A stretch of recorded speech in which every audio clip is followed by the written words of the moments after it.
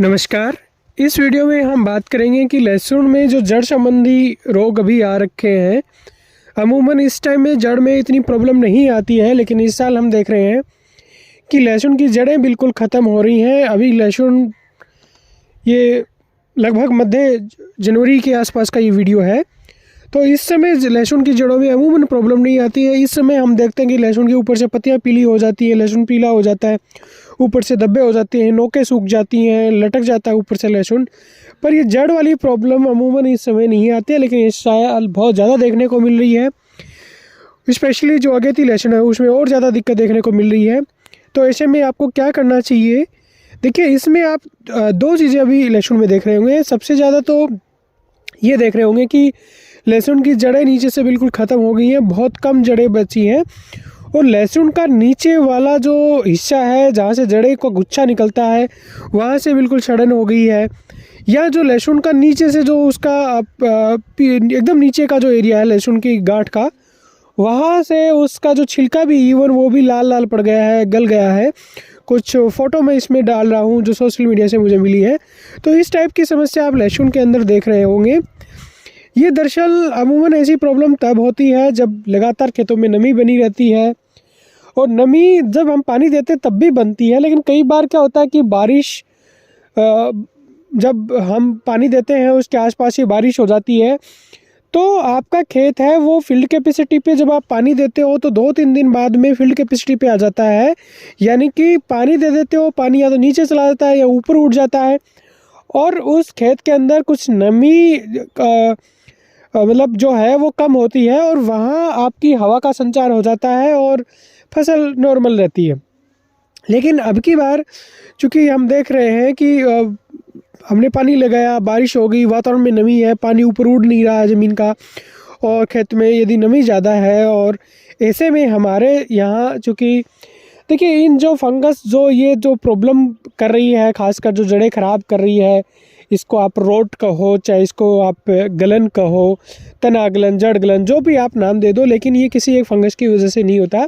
Okay के लिए कई फंगस उत्तरदायी होती हैं, जैसे फ्यूजेरियम है, स्क्लेरोशियम है, या एनियमपीथियम जैसी फंगस है। वो आपके इस पौधे की जड़ों को नुकसान करती हैं। खासकर ऐसी चीज़ें तब ज़्यादा हो जाती हैं जब हम गुड़ाई करते हैं और गुड़ाई के बाद में पानी लगाते हैं, गुड़ाई करते हैं, छोटे मोटे पौधे के घाव हो जाते हैं। घाव ये नहीं कि हमारे उस गुड़ाई करने वाले जो गुड़ाया होता है उससे ही लगते हैं।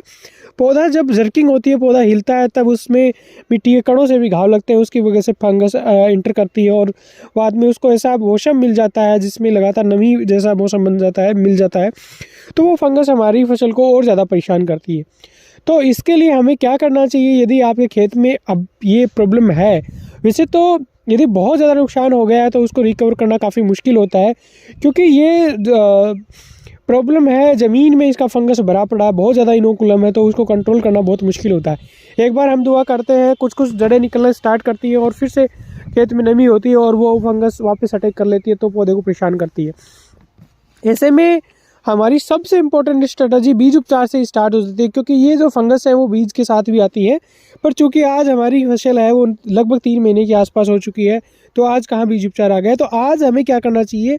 तो आज हमारे लिए जो स्ट्रेटजी है वो ये है कि हम यदि मान लो दवा फेंकने के हिसाब किताब नहीं है, खेत में बहुत नमी है, सिर्फ स्प्रे ही कर सकते हैं, तो वैसे में हम टेबुकोनाजोल का स्प्रे कर सकते हैं, जो फोलिकर या अन्य किसी नाम से आता है। टेबुकोनाजोल 25.9% में भी आता है, 38% में भी आता है। तो टेबुकोनाजोल आप 1.25 ml प्रति लीटर के हिसाब से लेके स्प्रे कर सकते हैं। आप होस्टाइल जो आता है आपका एलिट आता है उसका स्प्रे कर सकते हैं। आप थायोफिनेट का भी स्प्रे कर सकते हैं, वो भी कारगर होगा। पर आर्थिकी के हिसाब से टेबुकोनाजोल मेरे ख्याल से ठीक रहेगा। इसके अलावा यदि आपके सिर्फ यही जड़ वाली प्रॉब्लम नहीं है, आपके ऊपर से पत्ते की नोकें भी सूख रही हैं, ऊपर से फंगस दिख रहा है, जिसको यदि आप थोड़ा वो समझते हैं तो ऊपर से नोक सूख के लटक जाता है पौधा, जो डाउनी मिल्ड्यू में होता है, आपके बैंगनी रंग के धब्बे बनते हैं पर्पल ब्लोच में, या स्टीम फिलियम ब्लाइट जैसा झुलसा जैसा यदि आपका दिख रहा है, और वो अभी जैसे टेम्परेचर बढ़ेगा तो ये सब चीज़ें आने वाली हैं। तो यदि आपको ऐसी प्रॉब्लम लग रही है और जड़ में भी प्रॉब्लम है, दोनों को मिला जुला सा रूप आपको दिखाई दे रहा है, तो वैसे में आप ये जो प्रोफाइलर बायर का आता है वो यूज़ कर सकते हैं, जिसमें आपका फ्लुओपिकोलिड आता है और फोस्टाइल का मिक्सचर आता है, तो उसका आप इस्तेमाल कर सकते हैं 2.5 से 3 ग्राम प्रति लीटर के हिसाब से लेके। वो भी एक अच्छा प्रोडक्ट है। ये बायर का प्रोफाइलर आता है, आप किसी अन्य कंपनी का भी ले सकते हो। इसके अलावा यदि आपके जहाँ जड़ की प्रॉब्लम कम लग रही है, डाउनी मिल्ड्यू की प्रॉब्लम थोड़ी ज़्यादा लग रही है, तो उसमें पीआई का सेक्टिन ले सकते हैं, जिसमें फेनामीडोन आता है और मेनकोजेब का मिक्सचर आता है। एक कॉन्टेक्ट है, एक सिस्टमिक है, 2 ग्राम प्रति लीटर के हिसाब से आप इसका भी स्प्रे कर सकते हैं। साथ ही यदि आपके जड़ की प्रॉब्लम ज़्यादा नहीं है, फसल आपकी ठीक है, तो जैसे ही अभी टेम्परेचर बढ़ेगा तो डाउनी मिल्ड्यू, स्टिम फिलियम ब्लाइट और ये सब तमाम प्रॉब्लम आने वाली है। ऊपर से पत्तियां आपकी लहसुन की ख़राब होना स्टार्ट होंगी, जड़ ठीक ठाक होगी। तो वैसे में आपके लिए सबसे अच्छा जो नॉर्मल हर जगह मिल जाता है वो है आपका मेटालेक्जिल प्लस मेनकोजेब 2.5 ग्राम प्रति लीटर के हिसाब से। और उसके साथ इसके अलावा आप ले सकते हो, खासकर डाउनी मिल्ड्यू को ध्यान में रखते हुए, यदि ऊपर से नोकें सूख रही हैं तो वैसे में इन्फिनिटो आता है, मेलोडी आता है। इन्फिनिटो में आपका फ्लोपिकोलिड और प्रोपामोकार्ब हाइड्रोक्लोराइड आता है, तो ये ले सकते हो।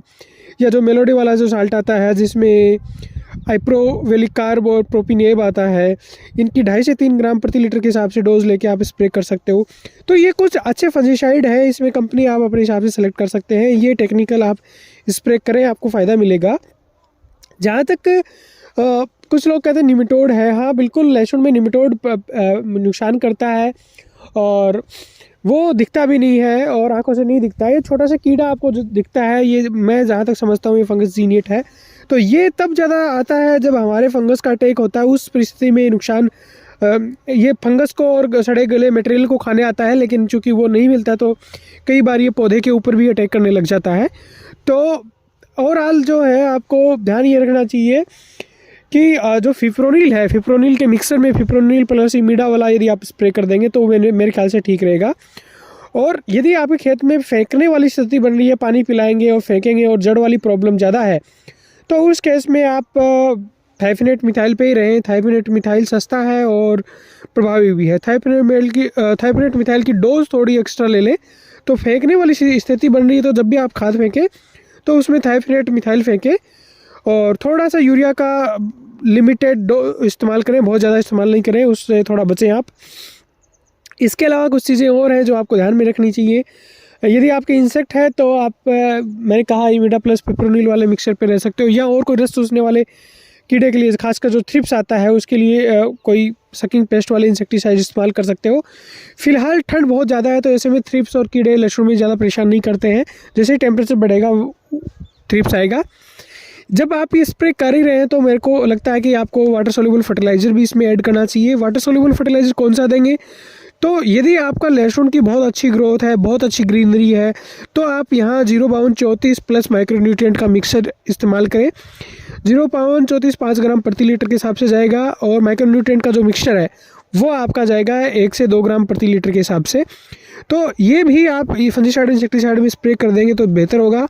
यदि आपकी क्रॉप बहुत अच्छी है, लक्स ग्रीन है, बिल्कुल कहीं भी हरापन में कमी नहीं है, तो मैं ये आपको से ये रिक्वेस्ट करूँगा कि यह नाइट्रोजन अब थोड़ा अवॉइड करें इस स्टेज में।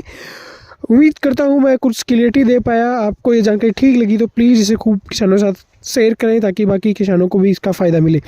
नमस्कार, जय हिंद।